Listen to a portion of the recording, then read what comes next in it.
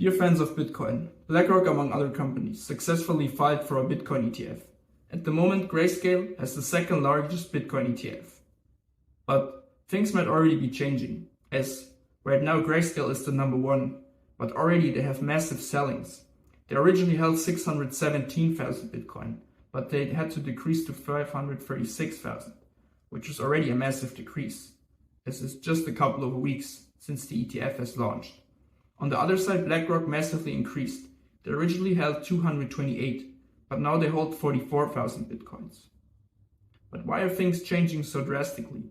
Well, Grayscale for a long time profited from its first mover advantage, which basically means that for a long time Grayscale was the only option to trade Bitcoin with a fund. They officially launched in 2013, and they were traded at over the counter, which basically means buyers and sellers had to reach agreements through a network. And those type of funds are typically not traded on traditional financial exchanges. That's why Grayscale applied for a change from trust to ETF, and this was accepted. It was at the same time as Blackrock and Fidelity and ARK Investments and all the others also got accepted. But still, there must be some fundamental reasons why so many sellings have already occurred. Well, there are actually a couple of fundamental differences, as Grayscale has an annual management fee of 1.5%. And while this doesn't sound like very much, it actually is compared to the competitors. An annual management fee basically means that you have to pay 1.5% of the total value you're holding in the ETF. So if you hold ETF worth $100, you have to pay 1.5%, which is 1.5. But already the fee was already at 2%, but this caused massive outflows already, as they already lost billions. Originally they held Bitcoins worth 28 billion, but this already decreased to 21, also part because of the fees. On the other side, BlackRock's asset management fee is 0.25%, which is significantly lower. Also, BlackRock profits a lot from its institutional backing, which basically means that BlackRock is more of a target for newcomers who are completely new to crypto. And while Grayscale is a powerhouse in Bitcoin, a lot of the crypto investors may know Grayscale. The newcomers, they probably don't know Grayscale, but they probably know BlackRock, as BlackRock is a giant in the financial market. They're the largest asset manager in the world, and of course profit a lot from its name. But one might argue still that the trading volume at Grayscale is higher than the one from BlackRock. And this is true when looking at the numbers. But you also have to put it in comparison. Grayscale holds Bitcoins worth $21 billion. And BlackRock only 1.8 billion, which is a big difference. And regarding those big differences, the trading volume is actually not that significantly different. But what about the others? Are there not any other ETFs that could be real competitors in the race of Bitcoin supremacy? Well, there are actually a bunch of competitors, but I personally think that it's just the top three that will remain in the Bitcoin ETF race. And at the moment, number one, of course, is Grayscale, number two is BlackRock, and number three is Fidelity. Fidelity is a bit like BlackRock. They have a lot of institutional backing, which basically means they're well known in the financial market. And this means that also a bunch of newcomers who are completely new to crypto invest with Fidelity, as they already know Fidelity. They're also one of the largest asset managers in the world, and also have a 0.25 annual management fee. They already hold 39,000 Bitcoins that are worth approximately 1.56 billion. And when looking at the top three and the rest, there's already a big gap, and I personally believe that the gap will get bigger and bigger over time. And this brings me to my next point. What can we expect to see in the future? Well, I personally believe that BlackRock and Fidelity will pile up more and more Bitcoins, and I think this will close more and more the gap to Grayscale. Also, I think that Grayscale will not be the number one in the future. I think that BlackRock will be number one, Fidelity number two, and Grayscale number three. I think that BlackRock will be number one as they profit more and more over time from the newcomers coming into crypto.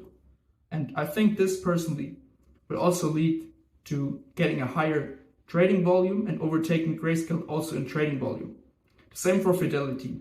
I think Fidelity will be number 2 though, because BlackRock has a bigger name and they have a slightly better reputation. But I don't think that Grayscale will be unimportant in the future. I think they will be able to keep some of its customers that have been there for a longer time. And of course, their already massive Bitcoin holdings give them an edge over the other ETFs. But regarding the other ETFs, I don't think all ETFs will make it. I think that it will be just the top 3 that will survive in the long term. And I personally believe that Fidelity and BlackRock will take over also customers from the smaller ETF. And they will also take over customers from Grayscale, as they probably already did.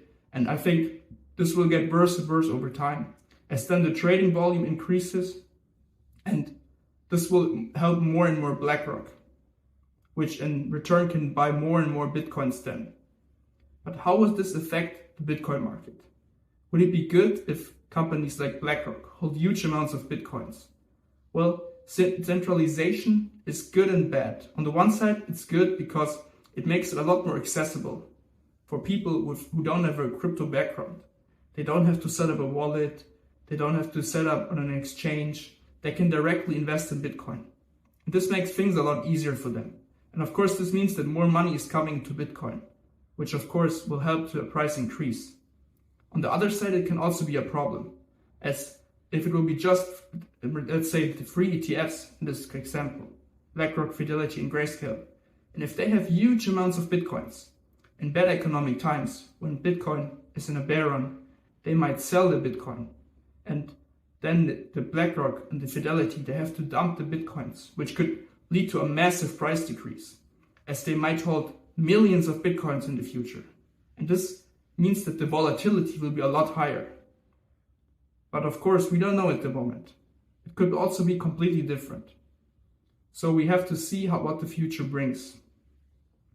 So in total, while Grayscale is number 1 at the moment, I don't think they will remain number 1 and forever. I think that BlackRock and Fidelity will overtake Grayscale. I think they will also overtake customers, as they probably already did.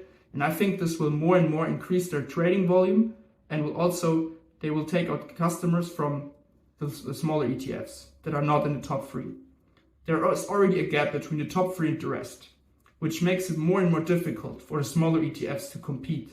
And I think the only other investor that can really compete with Grayscale and Bitcoin and BlackRock is Fidelity, as they are also similar to BlackRock. They are very known in the financial market.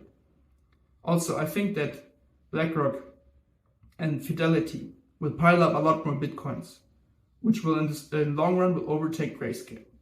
This centralization, however, also has problems, as it could mean that there's a higher volatility, as well investors from the traditional financial market might dump the Bitcoins. This is not the case with the traditional crypto holders, as on average, even the Bitcoin whales, they hold onto Bitcoin to at least 3 or 4 years, which is yet to be seen in the traditional financial market.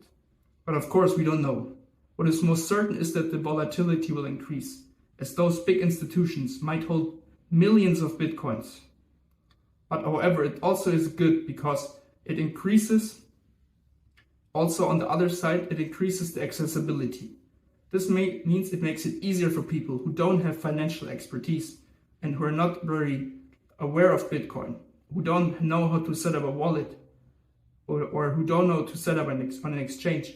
They don't have to do that. They can directly invest in the ETF, which is also good for Bitcoin because it means that more money is coming in, as it's a lot easier to invest. So finally, do you agree that BlackRock will be number 1 in the future? And also, do you see the centralization becoming more and more of a problem as time goes on? Let me know. I will see you in the next video.